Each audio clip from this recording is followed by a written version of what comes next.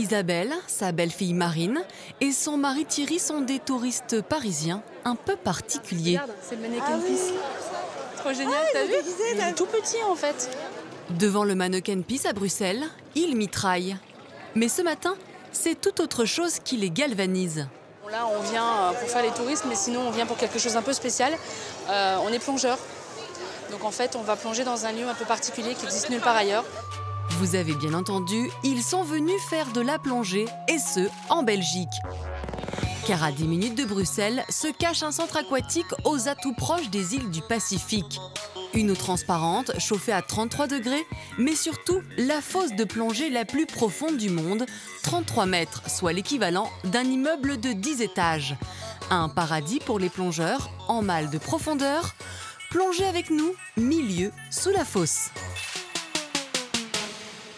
John Birnart, féru de plongée et ingénieur polytechnicien, est l'homme à l'origine de cette piscine exceptionnelle. C'est la maquette d'un projet qui a commencé il y a 18 ans, qui a été très long à élaborer et qui aujourd'hui fait le bonheur de milliers de plongeurs. Et ils cherchent une émotion particulière dans une eau chaude. Allez John, faites-nous visiter. C'est le même bassin, avec la même eau, avec différents escaliers en fait, qui correspondent à des phases d'apprentissage de la plongée. 5 surfaces pour une même piscine, allant de 1,50 m pour les nageurs à 10 mètres pour les baptêmes de plongée. La plateforme la plus profonde, elle, est consacrée aux plongeurs aguerris. C'est la star ici. Une fosse de 33 mètres, une première mondiale inscrite dans le Guinness des records. Il y a 2,5 millions de litres d'eau ici, c'est-à-dire l'équivalent d'une piscine olympique et d'une piscine normale, ensemble. Et ici, l'eau est à 33 degrés, une température comparable à celle des îles. Mieux, elle est également entièrement filtrée, donc sans chlore, et moins agressive pour la peau. Elle a une qualité d'eau buvable. Et je la bois régulièrement et j'ai jamais de problème. Bon, pour se sentir dans les îles, on vous l'accorde, il manque tout de même les cocotiers et les poissons. Mais pour que le dépaysement soit total, John a imaginé un restaurant thaïlandais au cœur du centre, avec en prime une vue directe sur le bassin.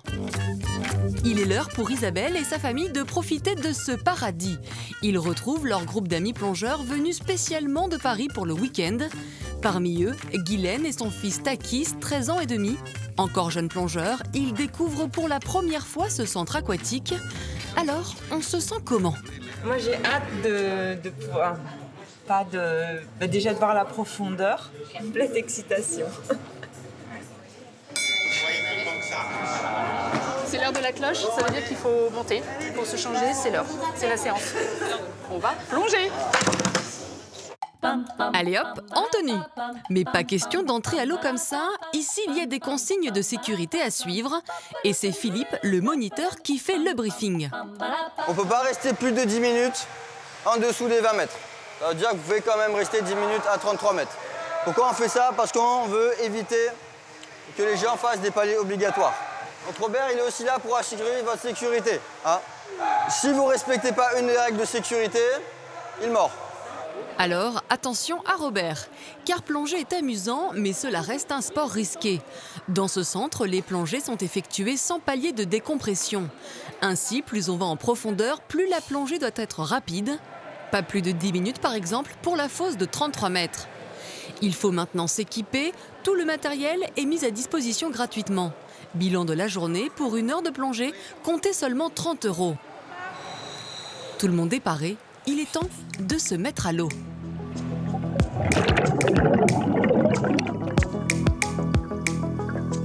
Si les poissons manquent cruellement, nos plongeurs ont de la suite dans les idées pour s'amuser.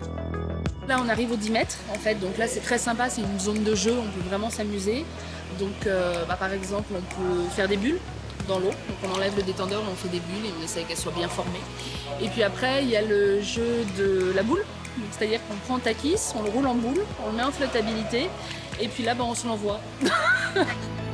Et pendant ce temps, du côté du restaurant, un étrange ballet se joue devant les clients.